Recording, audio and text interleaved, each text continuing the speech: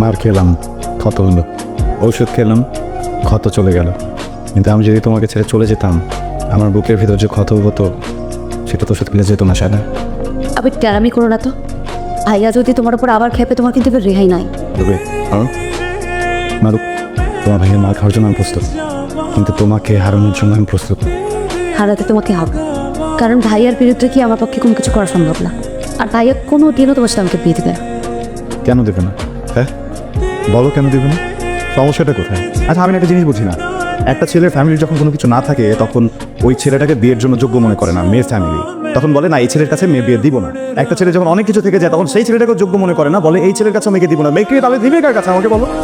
হ্যাঁ, কতটুকু অর্থ থাকলে পছন্দের মেয়েটাকে বিয়ে করা যাবে আমাকে বলো? বা নিজের পরিবারকে চেয়ে বলো, এই বাংলাদেশের প্রত্যেকটা মেয়ের বাসায় গিয়ে বলো, তারা যেন একটা বাটখারা কিনে প্রত্যেকটা ফ্যামিলির বাসায় দিয়ে আসে, সেখানে একটা মাপ দিয়ে আসে যে এই মাপের অর্থ আপনারা রাখবেন, তাহলে ভালোবাসার মানুষটাকে আপনারা পাবেন, নাহলে পাবেন না। আবির, তুমি আমাকে ভুলে যাও। ঠিক আছে, আমি ভুলে যাবো। তুমি পারবা আমার এই ফেসটা ভুলতে? আমি যা যা করছি সব কিছু ভুলতে? আমাদের জীবনে যা যা ঘটছে সব কিছু ভুলতে পারবা? আমার ভুলার কি আছে? আমি তো তোমাকে ভালোই বাসি। আসছো কেন তাহলে? এখানে কেন আসছো তাহলে? কেন আসছো বলো না? পূর্ণ দেখাতে লাগবে না আবার করুন। আমি তোমার কাছে এত দূর থেকে এখানে এসে সব কিছু করুন নেওয়ার জন্য তো করছি না স্যার। আমার শুধু একটু ভালোবাসা দরকার ছিল, যেটা তুমি আমাকে বাসোই না।